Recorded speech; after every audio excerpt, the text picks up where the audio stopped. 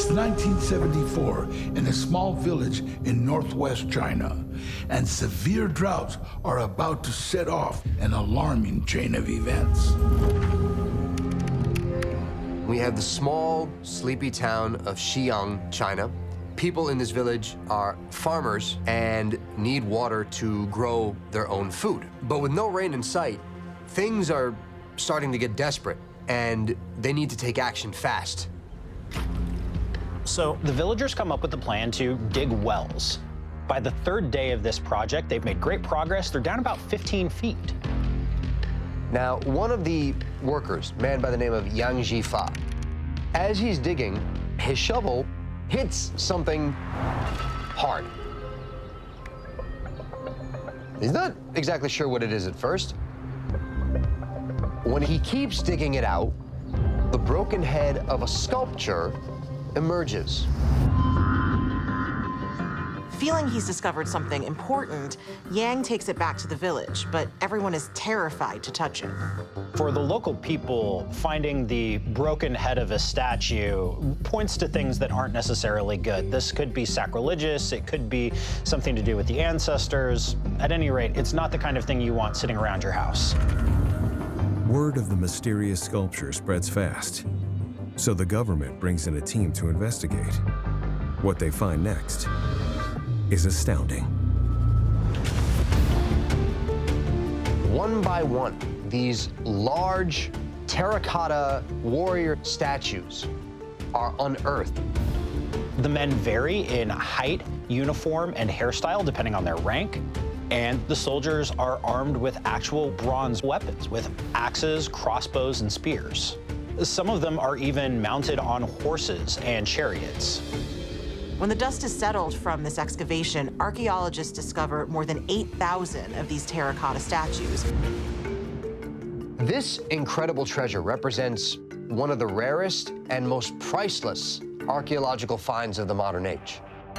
It's an amazing discovery that raises an obvious question. Why are the warriors buried here? The village is actually close to some pretty sacred land. It's the site where China's first emperor, Qin Shi Huang, was laid to rest around 2,000 years ago. It becomes clear to the research team that these statues were carved and then buried as an army to protect the emperor in his afterlife. However, not everyone's excited about this find. It is believed that to disturb this land could cause a series of epic misfortune for those who dig out these statues. Soon their fears are realized when the government evicts all residents from their homes to make way for a museum dedicated to the Terracotta Army. The villagers are forced to leave the only lives they'd ever known and are erased from the history of this discovery. It destroys their lives and their livelihood, and then they have to start over with very few resources. It's even worse for the men who make the initial find. As years go on, several of the discoverers sink into really desperate poverty. One of them gets a skin disease, and another one dies in great pain at home, but he never knows what's wrong with him. And then, in 1997, racked with disease and having no money to pay for medicine, former digger Wang Puji waits until his family is out, places a rope around his neck, and hangs himself. For the villagers who were evicted from their land to make way for this museum and who suffered such terrible fates as a result of it, to them, it seems like the dark curse that they feared really did come to pass. While some people fear unleashing a curse by accident, others call on them deliberately. In 1785, a farmer near Silchester, England, is plowing his field when he spots something shiny in the soil. He bends down and is shocked to see this large gold ring sticking out of the tracks. It's a 10-sided faceted hoop with a square bezel that has the goddess Venus on it. It seems rather ancient and pretty ornate. Both the hoop and the bezel have Latin inscriptions carved on them. And the translation reads, Senacianus, live in God. The farmer sells the ring, and it's forgotten for decades, until a garden renovation in 1805. The Bathurst family of Lydney Park in Gloucestershire are having their garden excavated. And then suddenly, as they dig, they discover they've hit a stone wall. Soon, to everyone's surprise, they unearth the ruins of a building along with votive artifacts on the grounds. As they continue, they find out that this is a temple dedicated to the god known as Nodens. Nodens was a Celtic healing god in ancient Britain, and very little is known about this god. So this temple becomes a very important archaeological site. Archaeologists take over the excavation of the temple site for the next 2 years, when another surprising find is made. A lead tablet is discovered, and written on this tablet is a curse. Curse tablet, or a defixio, is a common part of many ancient religions. It can actually be a positive, thanking a god for a kindness or a good fortune, or a demand for divine vengeance. And in this case, the writer of the tablet asks for revenge. The translation reads, "For the god Nodens, Silvianus has lost a ring. Do not allow the thief Cincianus any good health until the ring is returned." But it's not until 100 years later that someone actually starts to connect the dots. Renowned archaeologist Sir Mortimer Wheeler. In 1928, Wheeler examines the cursed tablet, and he remembers hearing the discovery of the ring with Cincianus inscribed on it. He thinks these two discoveries must be connected. Wheeler's belief is that Cincianus stole the ring from Silvianus and then had his own name inscribed upon it to throw off suspicion. Then, when Silvianus finds out, he creates the cursed tablet against his foe. But how did Cincianus get his hands on the ring in the first place? It turns out that the main temple building was believed to be a large dormitory for sick pilgrims to recover there. And it's believed that Silvianus had his ring stolen while he was sick and battling illness there. The site where the ring is found in Hampshire is about 80 miles from the Temple of Nodens, where that cursed tablet is discovered. Both are located on an important trade route known as the Devil's Highway. It's also known that the Latin word rediviva was added to the tablet to basically say the curse shall go into effect again, meaning that Silvianus still didn't lose his thirst for revenge. The ring goes on display in 2013 and can now be seen by visitors from all over the world. And there's one final twist to this story. It turns out Wheeler had a little help putting the pieces together from an Oxford scholar of ancient languages named J.R.R. Tolkien. Of course, Tolkien famously went on to write about a stolen, cursed ring in his 1939 book, The Hobbit, and again in Lord of the Rings. Is this a coincidence, or was Silvianus's ring the inspiration? We will never know. Some of history's greatest treasures were never meant to be found, but fate, or maybe just dumb luck, had other plans. Antiques, old clothes, dusty heirlooms. That's all one woman thought she'd find cleaning out her dad's house. But what she uncovered turns out to be worth far more than just memories. It's 2004 in Baton Rouge, Louisiana, and Susan Hendry Theroux is going through the belongings of her late father, Basil Hendry Sr. They're going through antiques and old clothing and some religious artwork that he had collected. Susan keeps a few paintings that have sentimental value and then assigns the rest to a pile that she's willing to sell, including a dark, old, gloomy painting of Jesus Christ. So a year passes and Susan finally gets around to having these paintings appraised. The appraiser isn't really blown away by any of them, but he thinks that that one of Jesus could maybe get $750 from the right collector. The piece has been heavily overpainted, maybe even multiple times. It looks almost cartoonish. Plus, the painting's condition is deteriorating, so Susan is eager to get rid of it, and she puts it up for auction. When the painting hits the auction floor, something happens that shocks everyone. The bidding starts low, but several paddles go up, blasting past the $750 mark. They start going above $2,000, $3,000, and eventually this painting sells for roughly $10,000. 10 grand isn't gonna change her life, but it's certainly a lot more than she'd hoped to get from cleaning out some of the old family belongings. So Susan pockets the money, and she really doesn't think much more about it. A few years later, Susan's phone starts ringing off the hook.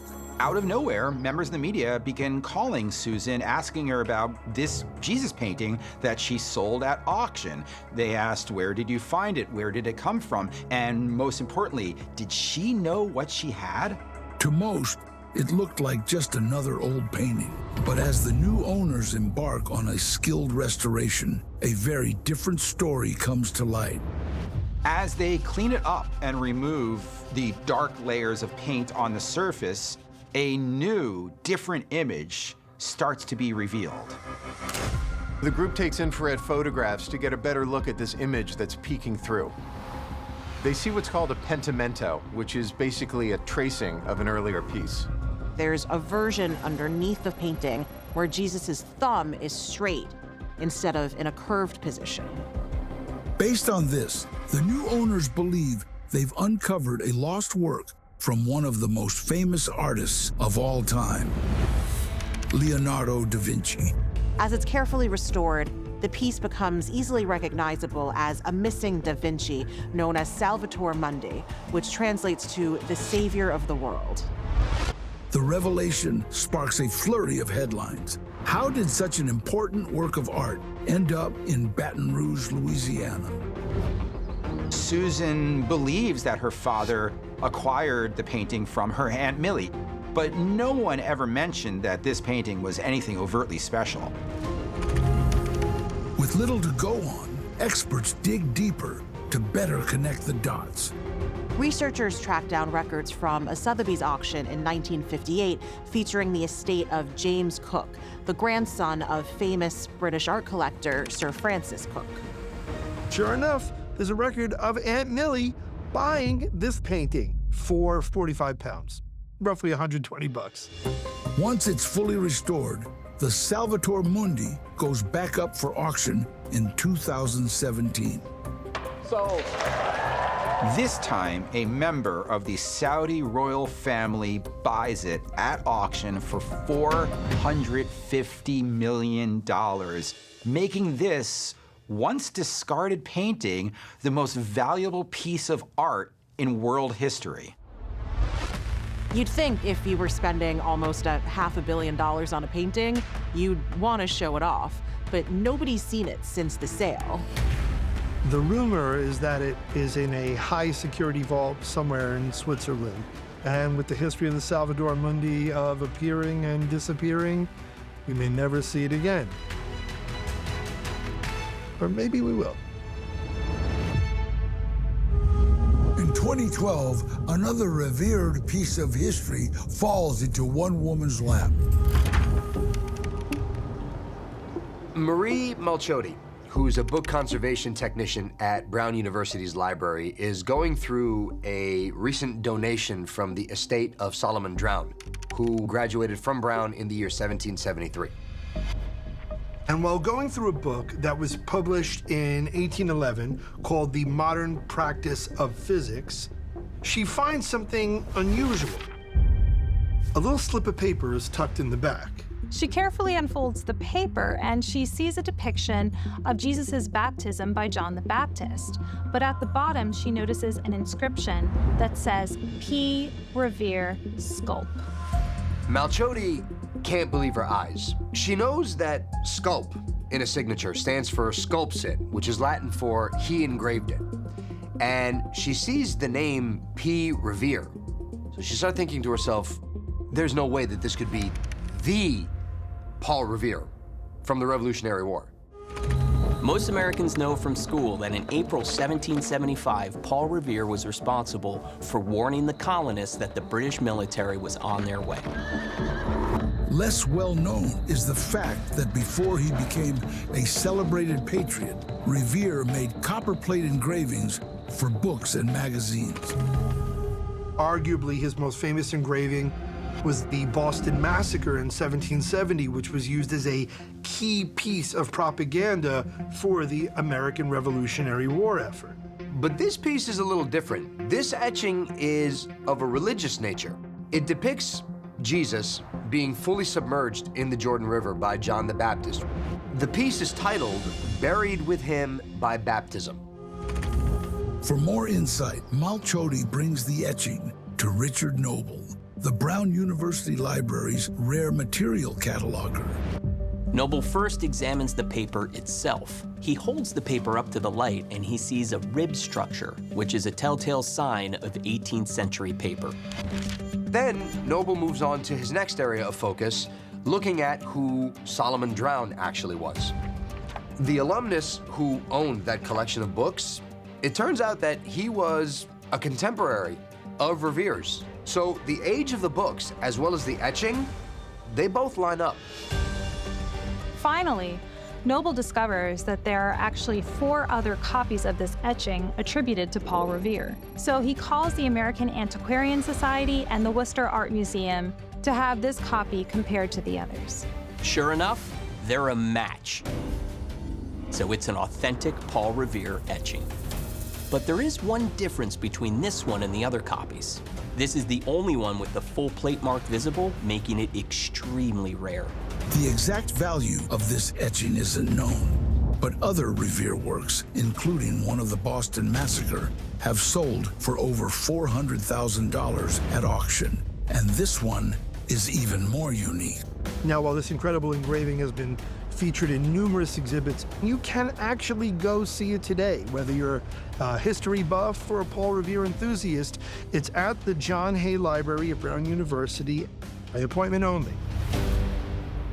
A long-lost papal palace. When we think of papal palaces, we usually think of the Vatican. But the popes actually had an earlier home, one lost to time until very recently.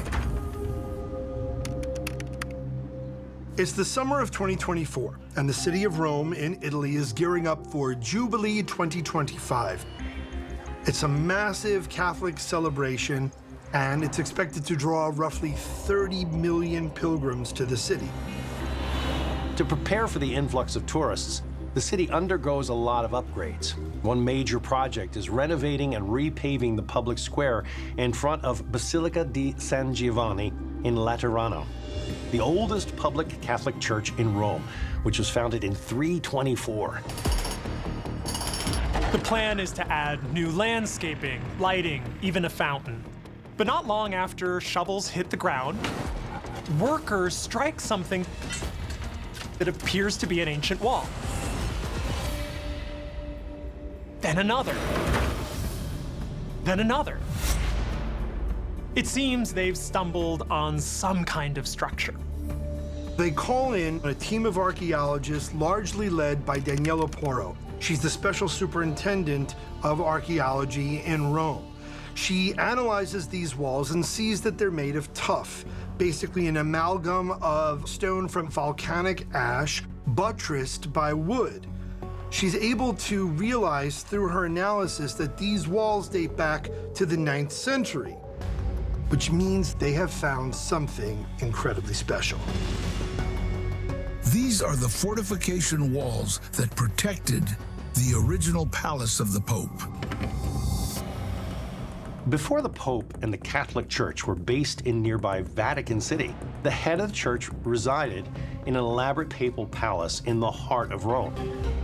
It was built around 312 AD during the reign of the Emperor Constantine the Great. The palace would undergo several expansions and upgrades over the next 500 years as the church grew in power.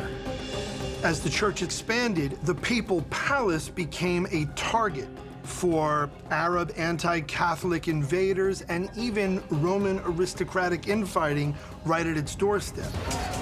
In fact, the violence and the conflict got so bad that in 1309, the papacy left the basilica and actually relocated the seat of the Pope to Avignon, France.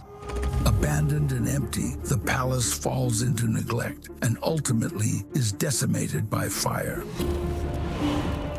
In 1377, the papacy finally made its way back to Italy, this time to Vatican City. A few hundred years later, Pope Sixtus V decided to tear down most of what remained of the original palace complex.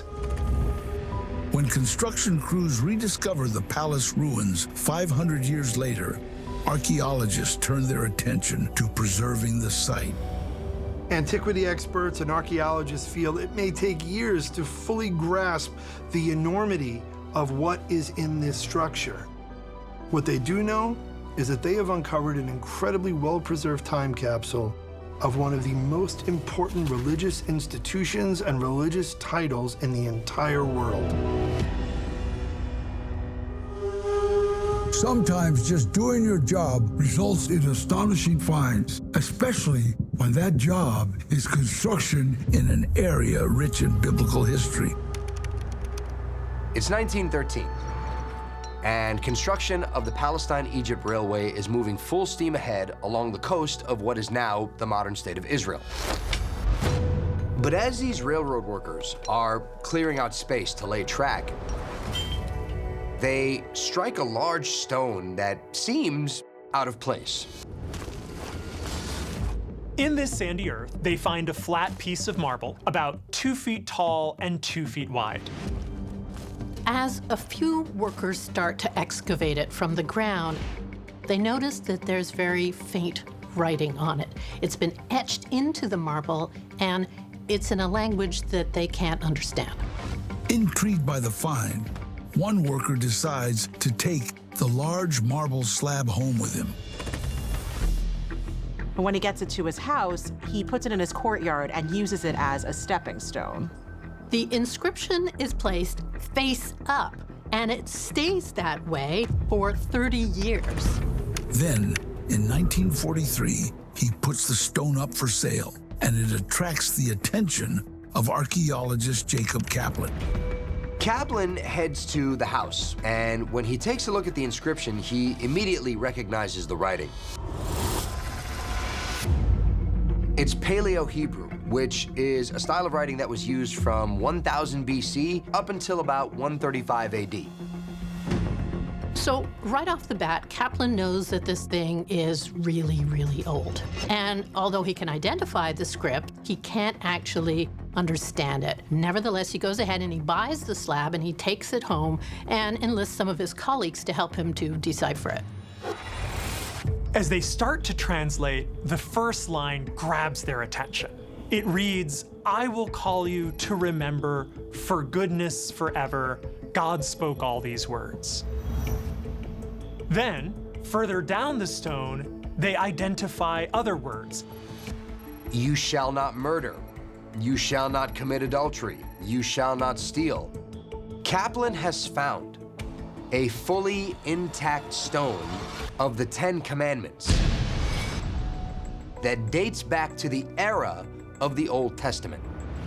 In the Bible, the 10 Commandments were famously given to Moses by God at the top of Mount Sinai. But those tablets are smashed by Moses when he sees the Israelites worshiping the golden calf. God later dictated the commandments back to Moses, who inscribed them onto a second set of tablets in the 13th century BC. And then according to the Bible, those tablets are stored in the Ark of the Covenant. But then later on, the Ark and those tablets go missing. For a moment, it seems the mystery of the missing tablets may finally be solved. But as researchers study the stone more closely, they realize something doesn't add up. Only 9 of the 10 commandments from the Bible are present on this stone. The 3rd commandment is missing. The replacement commandment is an order to build a temple on Mount Gerizim, which is a sacred site for Samaritans. Further research discovers that a Samaritan synagogue was built in the place where this stone tablet was found. That temple was constructed between 300 and 800 AD, so the stone, while old, was likely created hundreds of years after Moses' time. Dr. Kaplan holds on to the stone for the next 50 years until finally his wife sells it after his death in 1995. Over the following decades, it changes hands a few times without much fanfare. Then, in December of 2024, the stone goes up for auction. The stone's age, its distinct third commandment, and the unusual story of its chance discovery ignite interest in the sale. Bidding starts out high, and then the price just keeps going up and up and up, till finally, when the final gavel falls, the selling price is $5 million. The marble tablet goes to an anonymous buyer who pledges to donate it to an Israeli institution. In the end, this humble relic will be preserved and admired for generations.